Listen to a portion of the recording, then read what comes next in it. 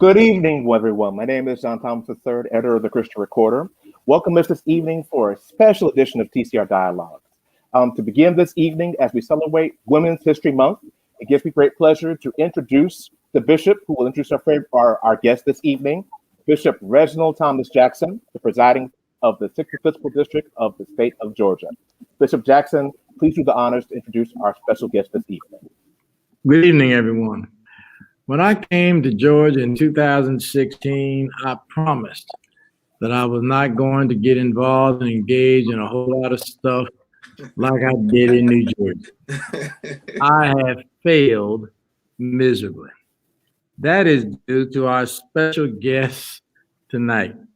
There is no one I know that it has been a greater joy to work and partner with than Stacey Abrams.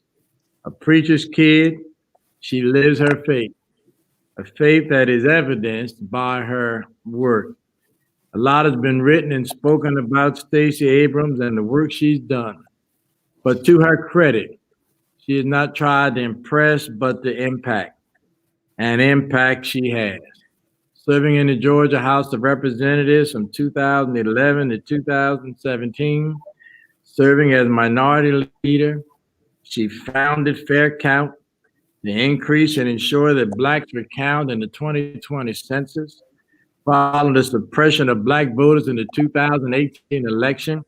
She founded Fair Fight, and she, through Fair Fight, has registered and increased not only Black voter turnout, but turnout among people of color in every age group across Georgia, which caused Georgia for the first time since 1992 to turn blue in the presidential election and led to the election of the first Black and the first Jew from the state of Georgia and changed control of the United States Senate. A graduate of Spelman College, University of Texas, Yale University, an author, voting rights activist, champion for justice, she has been nominated for a Nobel Peace Prize. One of the great blessings of being the Bishop of Georgia has been to become friends and work with Stacey Abrams. Fellow AEs, it is my joy and my personal honor to introduce and present Stacey Abrams. Bishop, thank you. Thank you for all that you do. And thank you for what you have done to help recalibrate this country. Because I am totally convinced if it was not for the work you were helping to do in Georgia, we would not be in this moment. I jokingly said to Mr. Clyburn before I got on this event tonight, I said, if it is to be, it's up to Stacey, Bishop Jackson, and the AMEs. And so here we are, thanks to the work that you all have done. So thank you for your friendship to me personally and to my family, and thank you for all you do. Stacey, we're so honored to kick off our Christian Recorders Women's History Dialogue with you. I've said many things about you when you were not around, but I'll say this in front of you. You will go down as our generation's most transformational figures of our day. And I say that unapologetically, and I thank you for what you've done. I know we're on a short timetable, so let's pull some meat off the bone very quickly. As Bishop Jackson introduced you, he talked about you being the daughter of a preacher. My uncle, as most people know, is the bishop in the 7th Episcopal District, so I know what that means. But I also know that your faith, as you have said on many occasions, has been your North Star. Talk about how your faith has impacted your journey, in particular, and what you see the role of the church being as we kind of figure out how we get toward that more perfect union. Well, thank you so much, Antoine. Before I answer the question, I just want to take a moment of personal privilege to explain why Bishop Jackson keeps getting in trouble. If he stops answering the phone, he wouldn't have much to do. But Bishop Jackson is one of those extraordinary leaders who believes in living his faith in the most extraordinary way possible. And I just have to take a moment to say thank you for you answering the call time and again, and not just showing up as yourself, but bringing the extraordinary legacy and the forthright belief in justice with you that is the AME Church. I'm UNC by background, but we're sisters in Christ and brothers in Christ. But more than anything, I just wanted to say, Bishop Jackson, so much of the work that we do is enabled and supported and lifted up by you. So thank you so much. Thank you. Now to your question. As I said, I'm the daughter of not one, but two United Methodist preachers. My parents were civil rights activists as teenagers in Mississippi, and they raised us with this very strong belief that we had an obligation. We talk about the fact that my parents said we had 3 jobs: go to church, go to school, and take care of each other. And for this conversation, going to church was so essential because for them, it was about grounding us in something that was larger than ourselves. It was about ensuring that we understood that no matter what our economic circumstances or what was happening in the world around us, that there was a safe space. But that space was the church. It was our faith, that our faith could not be stolen from us. It could only be renewed by action. And when you add education and the edict that we were to serve and to take care of one another, my parents made certain that we always yoke our faith to this notion of justice, this notion of service, this notion of being there for one another. And so in all the work I've done my entire life, it has always been these twin notions that my faith is only real when I'm doing, but I need to do if I want to live my faith. And when that's tied to the questions of democracy, in the United States, democracy is how we get justice. Mm-hmm. It is how we show who we are, and it's how we elect leaders to protect our right to be. It is how we created transformation time and again in this country. And anytime we are pulled out of the conversation, anytime we are yanked from the narrative or subsumed by the lies that people will tell about us, we lose access to justice. And so faith for me is about more than what the page says. It is about what the meaning is. It's about the fact that Jesus Christ in the New Testament exhorts us time and again to serve one another, to be there for one another, but also to sacrifice. And I think that's the piece that animates me the most, that it's not about what I do that's comfortable. It's about what I do that's right and necessary. And that might mean sometimes that I run for an office and don't get it. But if that then leads to being able to elect the first Black and the first Jewish senators from the state of Georgia, if that means that we get to mitigate voter suppression, not just here in Georgia, but in 20 states around the country, then my faith is a lived experience, and it's something that people can see beyond me just saying I go to church. That's strong. Speaking of voter suppression, because, speaking of trouble, Stacey, I got in trouble a few years ago by some of the elders when I said voter suppression is the most consequential issue of our day, as it was for my sharecropping grandparents in rural South Carolina.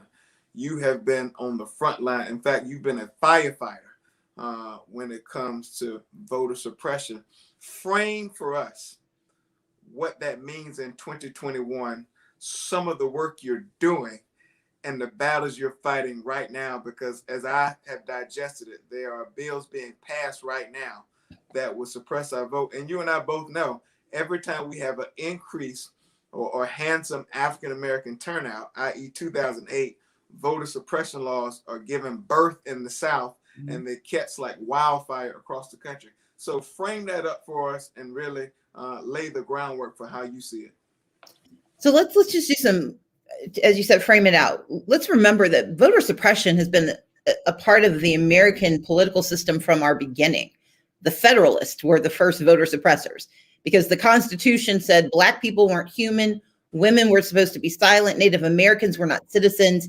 And then following that, the following year, they passed an Immigration and Naturalization Act that said that Latinos and Asian Americans need not apply, that the only people who could be admitted to the United States as immigrants were whites of good character.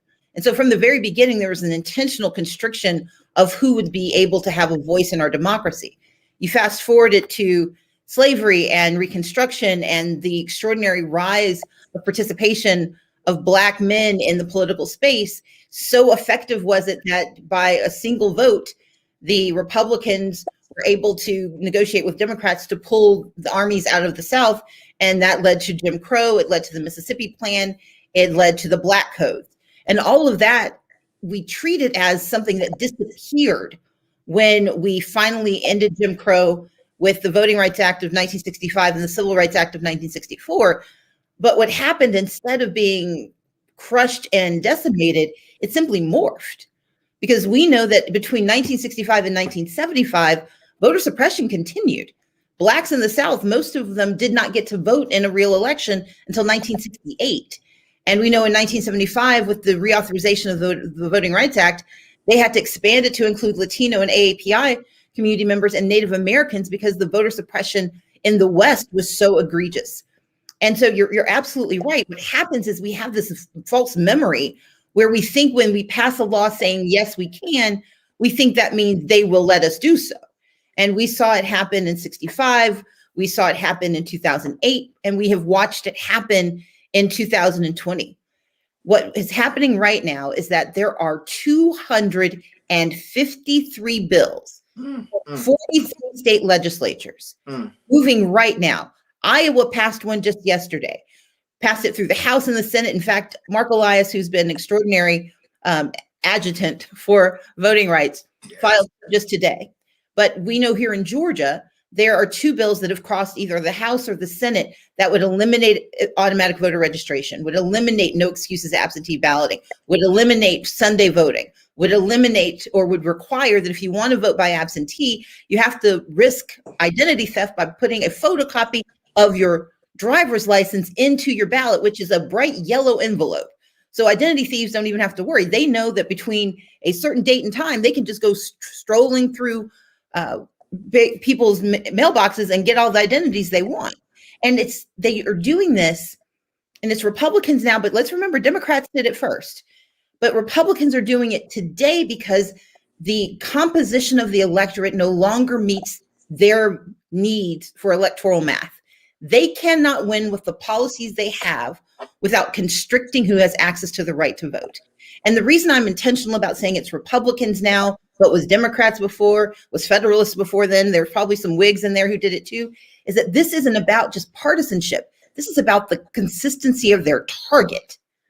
Black people, people of color have always been the target of voter suppression because it is when we lift our voices, it is when we participate in elections, it is when we have the right to full citizenship that the trajectory of this nation changes. Because when it happened, when we sent Black men to Congress in the 1860s, good got done. There was a Freedmen's Bank. Black farmers started to finally get access before they became sharecroppers again. They were landholders. We know in 2008, when Barack Obama had the temerity to win, the immediacy of reaction was to shut down access to the right to vote. And that is happening today. And so the work we're doing, the AME Church has been extraordinarily helpful. In fact, the lawsuit that we filed in 2019, the AME Church agreed to be one of the plaintiffs because this is not about party. This is about people. It is about the rights of Blacks as citizens, of people of color as citizens, of young people as citizens to have a full voice in our elections and thus a full voice in our participation. And as long as voter suppression stands there, we don't have COVID relief. We don't have prison reform. We don't have economic investment. We don't have healthcare. We don't have education. All of the things we need to live our lives are driven by who gets to be heard at the ballot box. And so voter suppression is indeed the most pressing crisis of our time, but it's also an existential crisis because as our communities continue to diversify, if the people in power see us as the only threat to their power, their anti-democratic, pro-authoritarian instincts are going to go into overdrive. And that has never worked out well for us. Stacey, two things happen in elections. You win or you learn. You've had to deal with suppression, depression, misinformation, disinformation. Where I'm from in South Carolina, we call it good old-fashioned lies. What have you all learned in your organization from your race in 2018 and then from the November 3rd election and then the January 5th election? There are two things. One was that We went into the 2018 election knowing we were running against the architect of voter suppression for Georgia. That wasn't a surprise to us. What was a surprise was how stealthy he had been about the layers of suppression he'd built in. And so what our organization learned in the aftermath was that we had to go beyond the public narrative, beyond the public pieces of paper. We had to sue to get information. We had to do open records requests. We had to go beyond what we're told. And so often as voters and as citizens, we accept the narrative we're given. And so one of the lessons from that campaign was that we had the responsibility to dig deeper and to not stop, because when they start investigating you and accusing you, you know you're getting close to a truth they don't want you to know. The second learning was my personal one, which was, and I knew this already, but no one's entitled to victory. Mm-hmm. But I'd made a promise to the people of Georgia when I ran for office that I was going to fight to make certain their voices were heard. And that promise wasn't extinguished when I didn't become governor. And so I think the second lesson is that if you ask people to trust you, if you ask them to invest their time and their faith in a process, and that process fails them, you can't fail them too. My responsibility amplified. It was redoubled because I'd asked them to trust the system that broke and did not do right for them. And my only response has to be that I'm going to do the work necessary, that our organizations are going to do the work necessary to remedy what we know is broken. And that's why I did my non-concession speech. I've never denied that he is the governor. I've just denied the legitimacy of a system that lets you steal votes from citizens. And then the third lesson, and this is a piece that Bishop Jackson referenced, I created Fair Fight to focus on democracy, but I also created Fair Count to focus on the future of democracy, because the 2020 census will dictate our democracy for the next decade. It will decide who you can vote for city council, for school board, for Congress. And the reality is, what we had to learn from those past experiences is that we can't trust that there is an instinct to do right. Our responsibility is to force right to be done. And I want to thank the AME Church and all 540 churches in the state of Georgia that became partners with Fair Count to ensure that we were able to deliver not only a more accurate census, but that we were able to deliver information in the midst of COVID to help people navigate this pandemic. Speaking of this pandemic, speaking of COVID, it has been said in my neighborhood that when America has a cough, Black America has the flu. Black and brown people, communities of color, let's frame it that way, less likely to be tested, less likely to be treated, less likely to have access to a medical facility, more likely to be in those essential jobs or frontline workers, more likely to die, more likely to get the virus, i.e. my mother, sister, and niece. And we now know less likely to get the vaccine. This pandemic has really sliced and diced our community like we never would imagine. Talk about COVID from the table in which you sat, but also the response. So I had a lot of time on my hands after the 2018 election. So I created Fair Fight to focus on defending our democracy, Fair Count to ensure that we had an accurate, not only an accurate census count, but an accurate deployment of dollars. $1.5 trillion will be given out every single year based on the census, and any community not included in the census will be excluded from those dollars. And the way we know that's true is because one of the reasons Black and brown communities have been underfunded in all of the ways you described during the pandemic, it's because they were undercounted in the 2010 census. And so what happens is this vicious cycle. They don't count you. Crisis happens. They don't serve you because the money to serve you has been sent to people who don't need it. And those who need it can't have it because we're invisible. And so Fair Count has been a big part of trying to make sure that the count is accurate. But the third part in the ecosystem, if we have democracy and we have the people we need to elect, what policies do we need? What is broken that we need to fix? And so I created a third organization called the Southern Economic Advancement Project. And the reason I mentioned SEEP is that we cover the 12 southern states. We cover South Carolina. We go all the way across to, we don't go into Texas, we stop there. But the reason I talk about it is that our most vital program is something we call South Strong. SEEP it's made it our mission to actually do COVID evaluations throughout this crisis. And we've been providing information to those grassroots, micro organizations that are serving Black and brown communities that don't have access to a doctor, because 12 of the states that have refused to expand Medicaid are all in the South, even though 57% of Black people live in the South.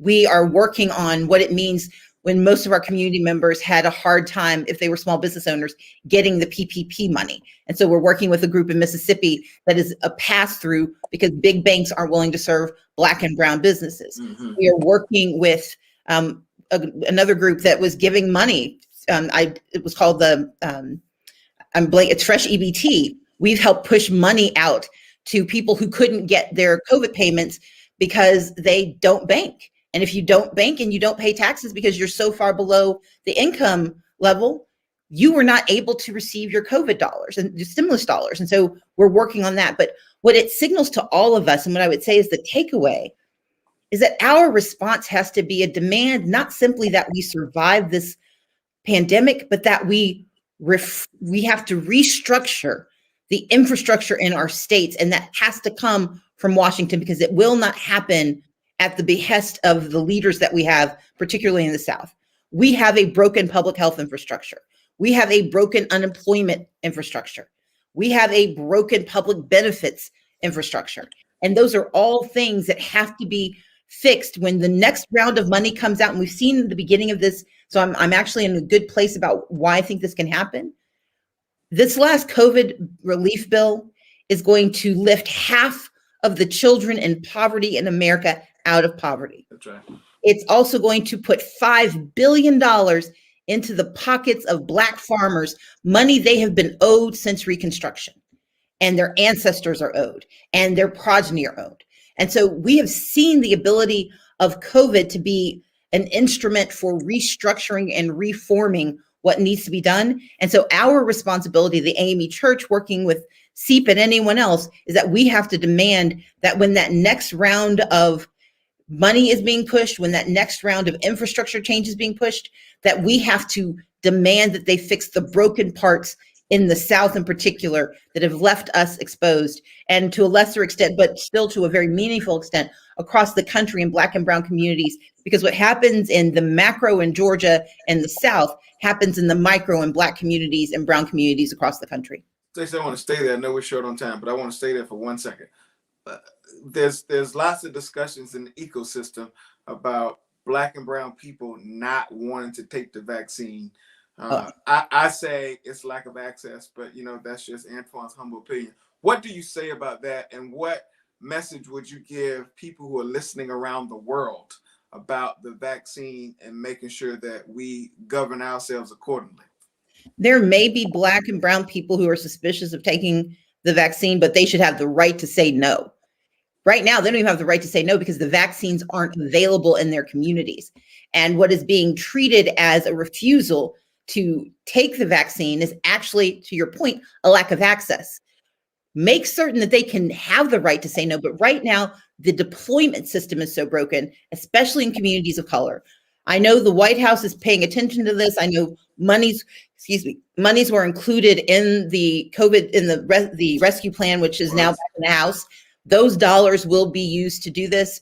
I'm actually in conversation about how we can help across the country through the organizations that I've started, because we've built pretty good footprints across communities of color.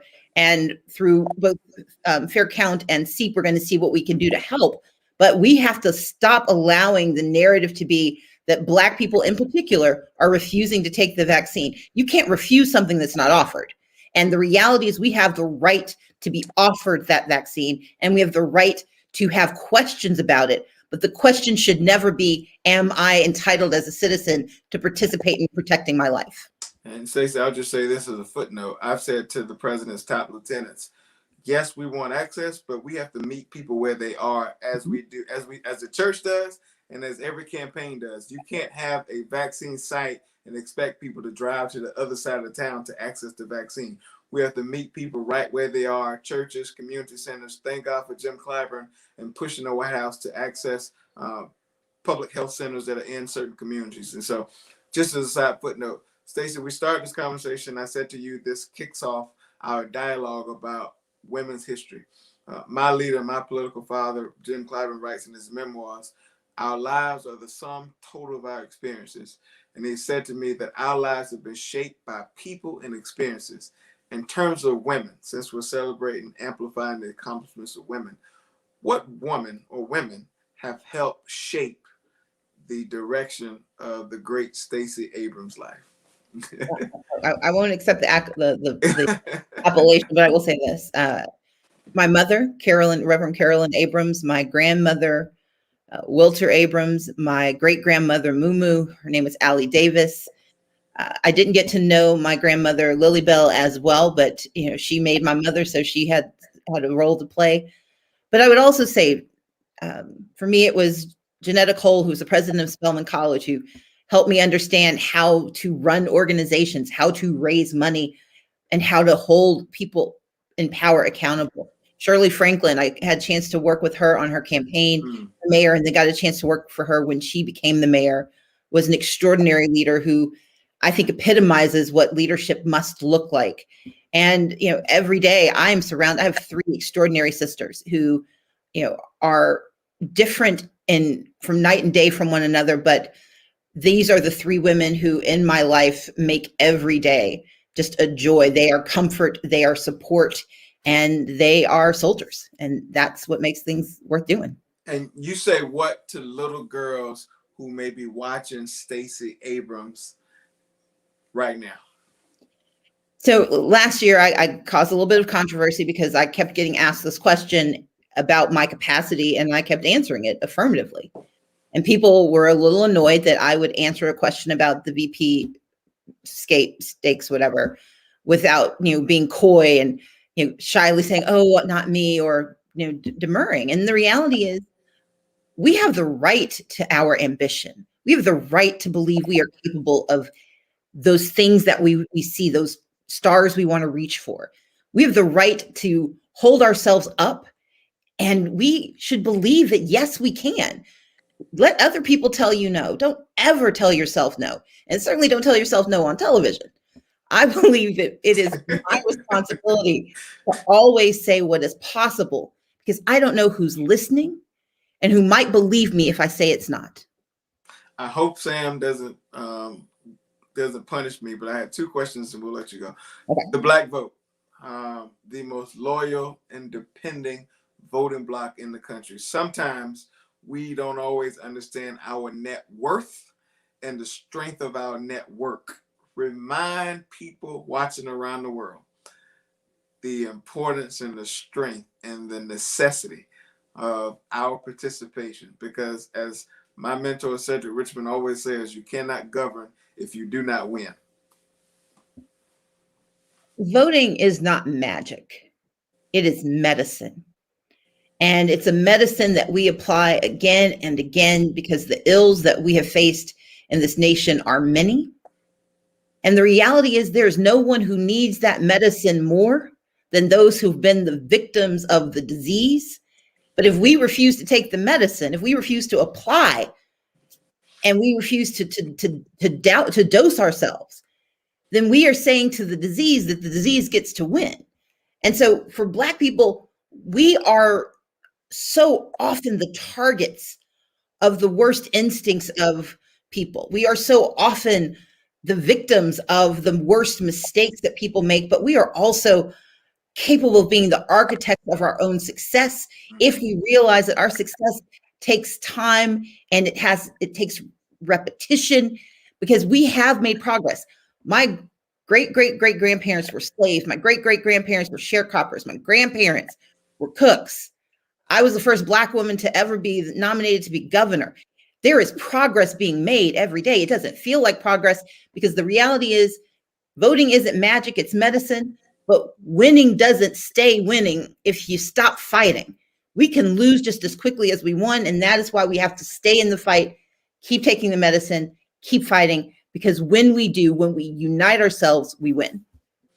If it is to be, it's up to Stacey Abrams, Bishop Jackson, and AMEs. What message do you say, would you give to the AME Church about our path forward. That there is no path forward if we do not protect our democracy. And so please pay attention wherever you live. If you go to fairfight.com, we have information about the places where we are watching these bills move. We need your voices in these state legislatures to ensure that we stop these bills. We need the AME Church to be foursquare against this resurgence of voter suppression. But the second part is we have to be champions. HR 1 came out of the House. It's now in the Senate. There's a companion bill called SR 1. Those are protections that will define us for the next generation. And once we get that in place, we then need HR 4, the John Lewis Voting Rights Advancement Act, which will secure those successes for another generation. We have to fight what's wrong and we have to fight for what is good. So please get involved and know that voter suppression is the most salient issue facing us because it is the underpinning of every success that we need. Stacey, in South Carolina, we are taught that the two most important words in the English language are thank you. Thank you for what you continue to do, for what you've done. Pray for you. We support you. We will continue to lift you up, and we hope to see you very, very soon. Thank you for your friendship. Thank you so much. It's been my pleasure. Thank you. Take care. John Thomas, I'm smart enough to know that this is the point in the program where I give Bishop Jackson a chance to comment, and then we will turn this thing over to you. Well, let me simply say that I'm delighted that we had a chance to have Stacey Abrams speak to the AME Connection. Let me thank John and the Christian Recorder, and of course you, Brother Seawright, for helping to make this possible. And of course, thanks to my friend Stacey Abrams for all that she continues to do. And we look forward across the Connectional Church to working with Stacey Abrams and Fair Fight to see that we don't turn back time, but that in fact we continue to march on. Thank you, Bishop. Mm-hmm. John Thomas. Much and to have you all here again. And we look forward to bringing back Governor Abrams at some point in the future. A few announcements. First, before I go into the announcements, our AMEs are on the call. On Sunday, the New York Times, the paper of record of the United States, had the 6th Episcopal District of the AME Church on the front page.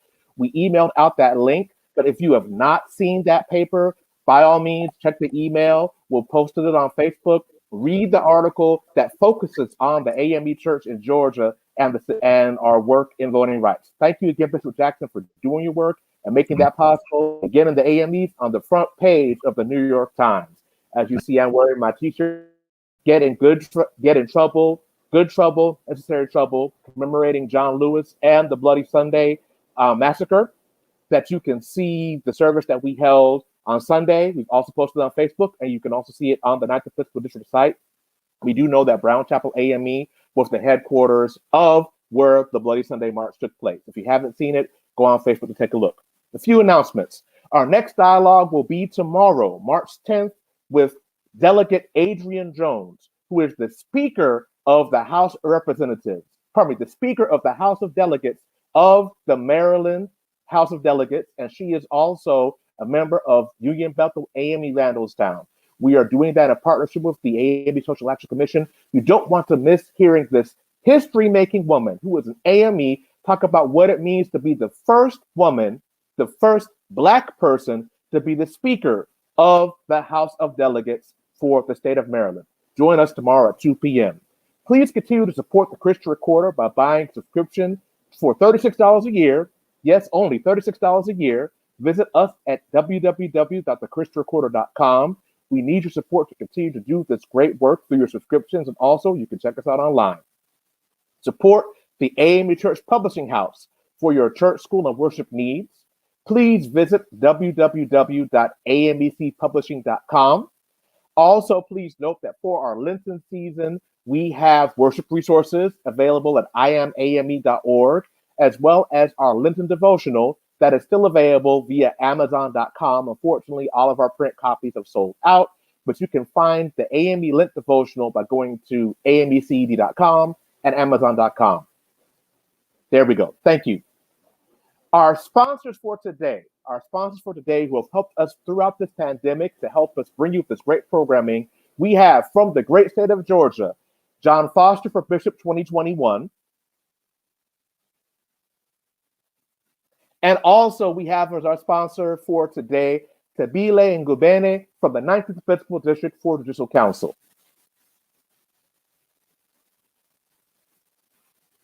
Thank you again to our sponsors, John Foster and Tabile Ngubene, for helping us to make this programming work.